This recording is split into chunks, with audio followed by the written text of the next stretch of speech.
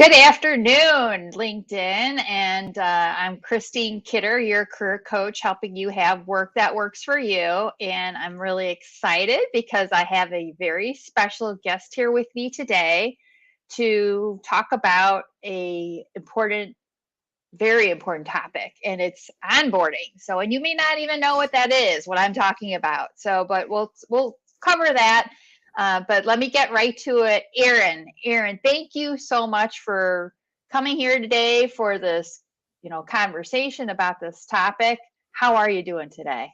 I'm doing so well. I don't know if everybody could hear it when we were coming in, but there was this music with the countdown clicker thing you and I were talking about, and it was making me jam a little bit. So I'm feeling good. I'm feeling loose because I got some fun music coming, getting me hyped up into today's show. But I'm so excited to be here with you. I believe in the work you're doing, and I'm just thrilled to have a conversation about it. I think it's such an important topic, and so many people are struggling with it. So I'm excited to shed the light that I have and learn some things from you too. Yeah, it is such an important topic, and it's important for both hiring managers and for the new employees because nobody wants to be in a new job and have it not work out. Right. And the other thing is, although it's so exciting to start a new job, but it's also one of the most stressful things that we can experience in our life. It's like right up there with divorce and death of a loved one. And we need to make sure we're taking care of ourselves and helping ourselves as much as possible, being the new kid on the block in this stressful situation. It doesn't have to be stressful, it can be invigorating and fun and all that good stuff. So yeah, it's really important. So yeah, and I know we've talked about this before.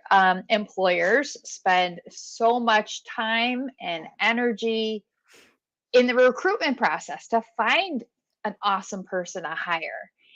And then it's like, okay, we've found this person, or they're going to be starting in 2 weeks. Now what do we do? Mm-hmm. It's like, and it's like, come, just take a couple breaths. Don't panic, because I know everyone's going in 1,000 directions, but we have to focus on the important, not hair on fire stuff sometimes. And my dogs are going crazy in the background. I'll have to Hi, give them a pups. treat. Hi, pups. Give them a treat. Everybody, see, this is part for the course. When this is training and onboarding right here. We have people who are coming in, and we're like, here's some positive reinforcement. Look at that. Look at what you just did. Um, Exactly. But no, you're absolutely right. And I think now more than ever, people are being onboarded in this virtual world. They're not necessarily getting into an office or having those first day lunches with the team like we used to have. So I think it's an important topic that I know for the clients that we serve, they're constantly struggling with over the past 2 years. I don't see virtual going away anytime soon. I think it is here to stay. And I think it's an important topic to give people some fun tips and tricks that they can use to bring into their teams and to really make the people who are joining their organization, because it is a two-way street, right? We hire people because we need them and we need them to fulfill roles and duties. But people coming into a new workplace today, they're looking for something completely different. The great resignation is a real thing, and they are serving the mission and the organization, and more importantly, they are the face and the walking product of your organization. So if think about it like this: treating that person well, giving them, it's like inviting somebody over to your house and not making them feel super welcome. Making people feel so welcome from the get-go is going to take far more energy in the upfront, but far less energy down the road, because you're setting the stage. This is a space where you belong. And literally, that is what people want right now, is just to feel like they belong. And with that belonging, they're adding value to the world through the mission of the organization that they've chosen to work for. Yeah. And I love that analogy of having someone over to your house, you're not going to ignore them. You're not Yeah. going to, and yeah, we're all human. I mean, it's tough to be a manager. So many managers too are made managers because they were awesome individual contributors, but it's like that's not how you are an awesome manager. You need training for that too. So it's like, and one of the key things again is when you have a new employee, it's like you're nurturing this person. It's like a new seed that you're planting. You're not going to plant something in your garden and then never water it and not do the weeding and all that important stuff. So Yeah. yeah. I love the home analogy. I love the garden analogy. All of it's relevant. Just kind of going deeper in this metaphor, if you will. But if you think about it, when I have a guest over to my house, all I want them to do is to feel comfortable. I want them to feel like they have ample food and drink at their disposal. I want them to feel like they are in a safe space and that this is a fun environment and we're going to enjoy each other's company, right? And so if you can go into onboarding and you can go into new hiring with that same mentality, I can just imagine the fulfillment that the person coming into that space is going to fill. And if you focus less on what you need from that person and more on how can I make this person feel so welcome, that shift in energy is going to transform the dynamic between you and that person, but also other people within the team are going to take note. And I just, I have a podcast at the Improve It podcast, and I just interviewed my former boss from when I was in recruiting. And literally to this day, she is one of the most welcoming and literally celebratory, amazing leaders that I've ever had in my entire life. And that's what she did. She made me feel very, very welcome on my first day and continued to do that. Did that for everybody on the team when we had new hires. And then on my last day when I left, because I started Improve It, she gave me the best last day ever. She created a scavenger hunt around the building. I had on a GoPro head cam because she had created all these little clues of things that I've been doing. I mean, Christine, it was nuts. I was there for almost 6 years, but everybody on the team was involved. And it was that was 7 years ago. That has never escaped my mind because she put so much love and thought into me. And every team member, it wasn't just me. I wasn't a played favorite. Literally every anniversary, every milestone, every engagement, baby shower, like everything was celebrated because she saw the human who was there to do the work. And instead of the vice versa, she saw the work and then the people who were doing that work. It was these humans are here to help do this. And I'll tell you this, I never would have stayed at that job. I liked what I was doing, but it wasn't my life's calling. It was definitely a puzzle piece that I needed to get where I am now. But I stayed at that job because of her. And people remember that. People don't forget what you again, it's like people don't leave jobs, they leave leaders.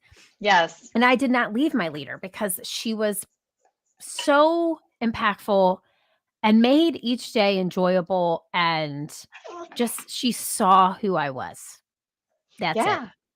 And you reminded me, I had a very similar experience when I was a recruiter in accounting and finance. My boss was amazing. And also too, the owners of the company, I mean, they were all in alignment. So they were all like just so welcoming. And I mean, my boss was one of the best bosses I've ever had in my career. And it was, it makes a huge difference. So those, what you said, I mean, activities to welcome a new employee. Oops, somebody's mad because I'm not giving him a treat. Can we see this little animal? Is it a little animal? Can we pick them up? Well, let's see. Let's give it a try. He is, I don't know. There, wait. Ah, there he is. Hi, buddy. You are so cute. Yeah, you get attention now. Okay, we're gonna focus on you for a minute. You little cutie. That needed to happen. See? That needed to happen. No mistakes, only gifts. What's the dog? What's his name? His name is Cooper. Cooper. He's my See? director of wellness. Yeah, and he brings the wellness. I'm gonna tell you that I needed that little face right there. I needed Yes. it. But he does sleep on the job a lot, so we're working on that. So, but I just keep rewarding him with positive reinforcement. He will probably still sleep, but when you're that cute, you can do whatever you want. Exactly. So, but yeah, so like one of the things I wanted to touch upon in this conversation with you is, what are the important ingredients in an onboarding plan? And you said the key ingredient is like welcoming that new employee, because again, that connection being plugged in, that is huge. It's not just the HR paperwork, to add them to the payroll and add them to the benefits and all that stuff. It's welcoming, and then starting to have them meet stakeholders, meet other employees that they're going to be working with, getting to know, and even just the basics like of one of like in my career, we did like a map so people knew, like when you're in the office and when you haven't been in the office before, where's this? Where does Susie work at? Where's the kitchen? Where's the supply closet? Just like basic things like that go a long way. Totally. I love this, and I kind of think into my own internal experience at Improve It. We constantly, before the pandemic, had a running intern program that we were onboarding people every semester almost. So like twice, 3 times a year. And it was all women. Not that we don't love men. It just happened to be all women because we're women ran, women owned.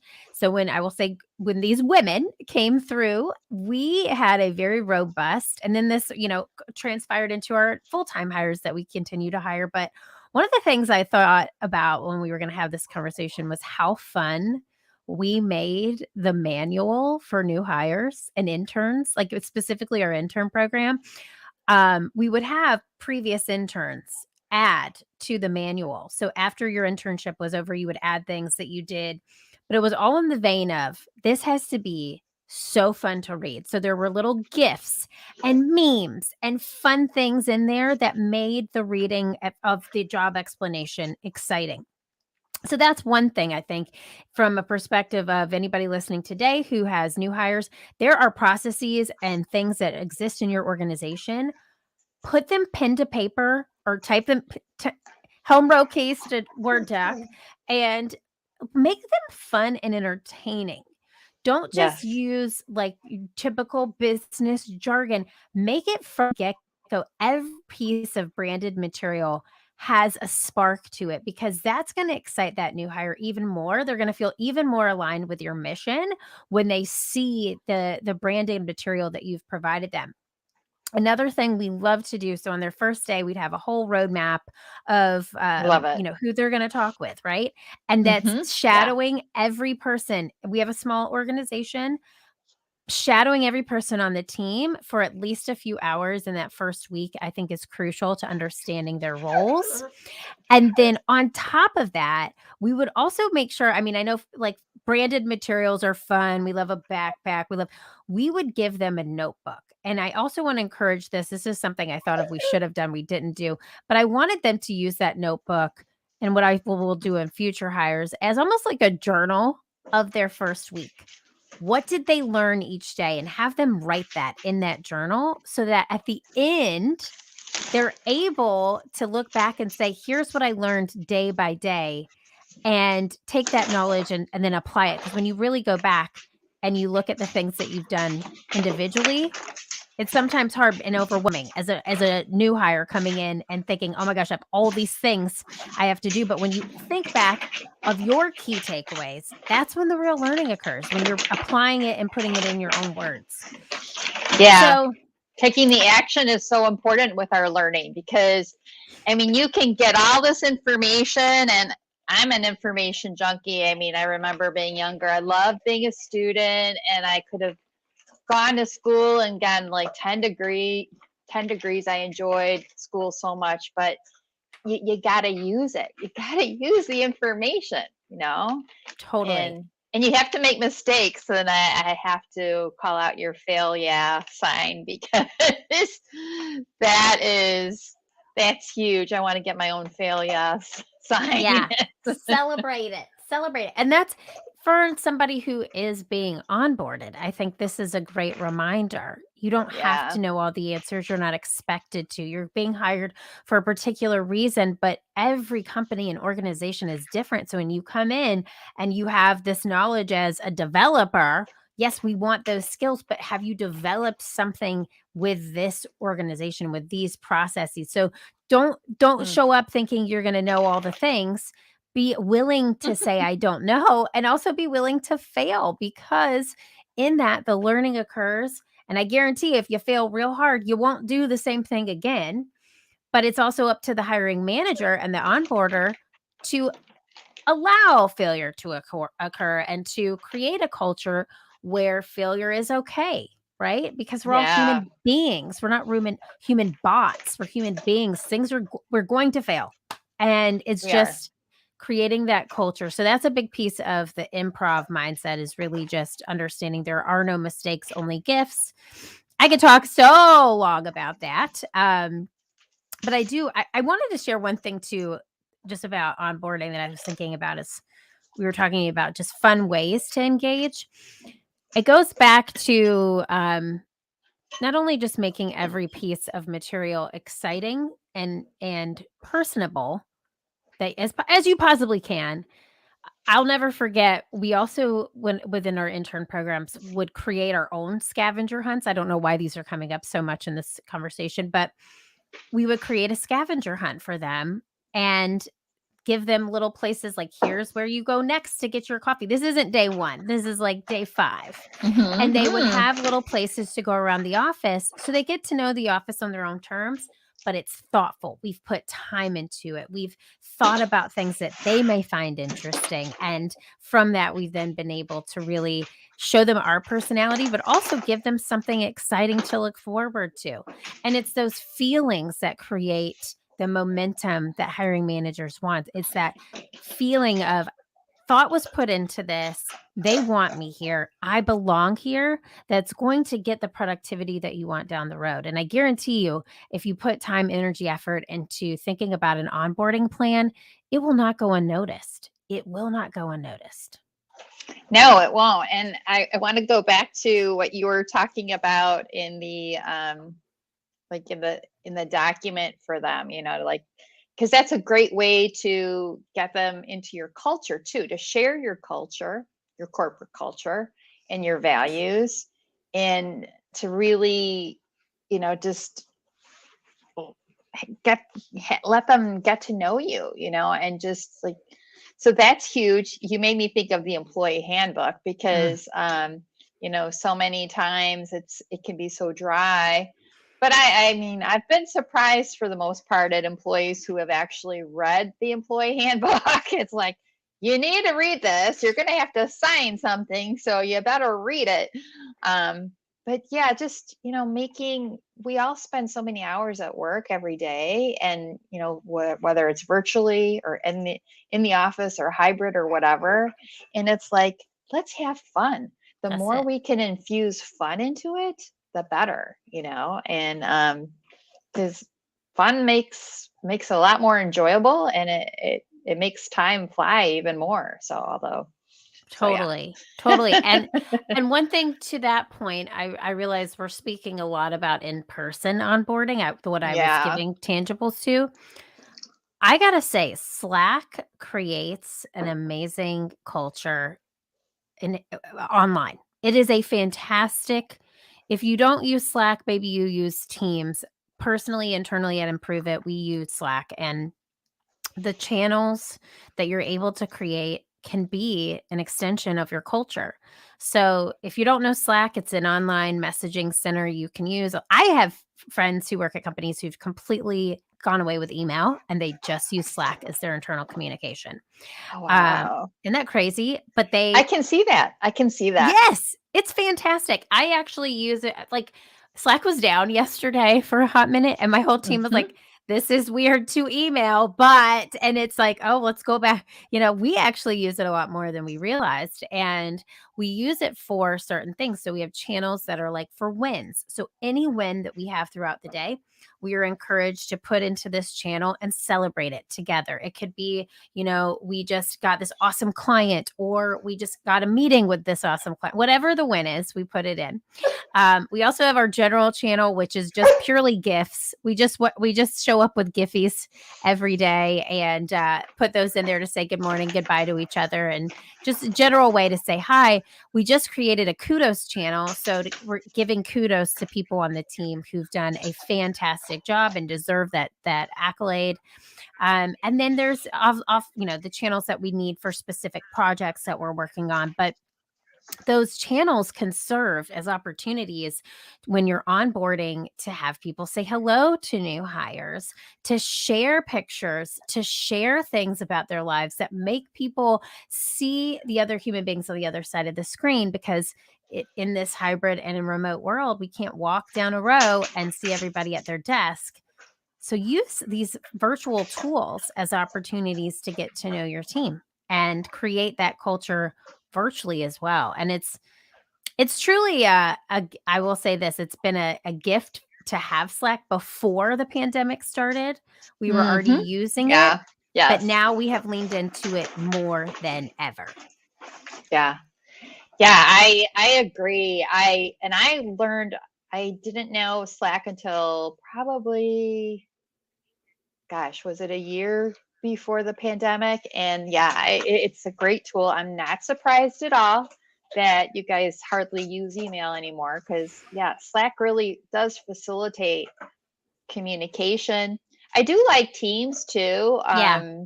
I was supporting an employer that had Teams, and they started using Teams before the pandemic hit, and that made it so much easier. And then once, the pandemic hit, I think it just continued to help them to stay connected. So, Yeah. Yeah. I want to share one more virtual hack too for onboarding, if you're okay with that. Can I do that? Yeah. Yes, please do. Please do. It made me think of this. So one of the sort of challenges of onboarding in a remote or a hybrid workforce is, personally, I think we're going to be in this forever. I mean, my team Mhm. is now fully remote. Yeah. So how do we create culture? How do I get to know my team without these tools that happen in person? Focus groups are something that we have toyed with. And by focus groups, it's not like, a marketing study. It's like a focus group for work. So you Mhm. have a team working on a project. You create a Zoom link or whatever Teams link, and you have one person as the lead. That person is sharing their audio, and that audio is music. It's like a classical playlist or something that encourages focus, and everybody else is on mute. If you need to chat, you can, or you use your Slack or Microsoft Teams channels for chat. The purpose is to have dedicated hours of focus at work with your colleagues. That's amazing. Yeah. Yeah. I've done work sessions, online work sessions with other entrepreneurs, other, like, I could see doing one with you, and that's really nice. It's like you're working together, but it helps you to be really focused, to have that time focus to work on a project. And even when I did my planning session for job seekers, that was part of it, and I would guide them through doing different things in that hour to help them, have a more focused plan in their job search. That's So, it. I love that. yeah. And it's just kind of makes you feel like you're sitting, in the row at work or at your desk, and there's other people around you. And that was one of our internal challenges when the pandemic first started. Was we Okay, let me just say this. We had a very small office, It was in the lower level of a co-working space, not to be confused with a basement. We had a beautiful view of the ankles of Chicago. And but we were so used to having that confined space to all sit and collaborate together, because the work we do, everybody plays a role in it, right? So it was really challenging in the beginning. And I think for us, we had to figure out ways to feel connected, feel like we're not on this island. And so for a hiring manager who is onboarding a new team member, think about it like that. Like, don't let them be on their own island. Put them in the party. Put them in the party and allow them to get to know people the way that other people who might have been at the organization longer, who have been in the office, were able to do. And I really think, Christine, that this is going to never go away. And so we just need to continue to find new innovative ways to make it an experience for those that are joining. Yeah, that is, I love that as well. And you made me think again of your analogy of when you invite someone over to your house, like, again, if you have someone over for dinner, you're not going to put them in the kitchen and then everyone else is at the dining room table. You're going to put them it's nice to put them at the head or just at a good place at the dining room table. They have a good place. So yeah, putting them in the center of the action makes so much sense. And so that's great. It's already, we have 3 minutes left. So I guess let's just kind of do a wrap up, because it's always, I appreciate wrap up. So again, we were talking about how Slack is a wonderful tool. I've had a good experience with Teams too. I agree with you as well. We're not going to go back to the way things were before the pandemic hit in the office setting. It's going to be virtual, hybrid. So that's something to keep in mind, to really be welcoming and, foster that feeling of belonging. Have a written onboarding plan. Don't just wing it, please, and do it for a whole year, because again, it's like, having, when you're in school and you do that home ec exercise where you have an egg that you have to carry around with you, it's the same thing. It's like having a baby. You want to foster and nurture that new employee's success, and whatever you can, and helping them connect with other people. I know I forgot something, Erin. Tell me what I forgot in the wrap up here. Great. That is great. Take the home analogy, use it. And I love that. The baby, the home, whatever. Focus groups are a great way to get people on the same page and just feeling the vibe that you would feel in an office. And I just think it's really all about belonging, creating that space that you would want to belong to. And remember that people don't remember necessarily what you say. It's how you make them feel, and making them feel like they belong from day one. If you do it from day one, you don't have to play catch up. So start the very first day. You reminded me of that beautiful Maya Angelou quote where she's like, people remember how you make them feel. So they do. I mean, and you remember you were talking about your boss in recruiting, and I still remember my boss and how she made me feel. And and one other thing I wanted to hit really quick. If you're a new employee, take charge of your onboarding too. Really own it. Don't be waiting there for them to tell you what to do. It reminds me of Desmond Clark, who was a Chicago Bears football player, and he would constantly go to his coaches to say, hey, how am I doing? What can I do to be better? Blah, blah. I mean, I'm going to want to have him on LinkedIn Live too to talk about that. But I think every new employee needs to have that kind of focus in their success. I love it. Love it. But anyway. Well, it's 12:30, so this was an awesome conversation, Erin. Thank you so much for being here. I really appreciate it and having this chat with me. And, everyone out there, if you're watching live or on the replay, we look forward to seeing you here on LinkedIn. Reach out to us with questions, and because we're here to support your success. Yes. So. Thanks for having me, Christine. All right. Have a great day. Take care, everybody. Bye. Bye. Cooper says goodbye.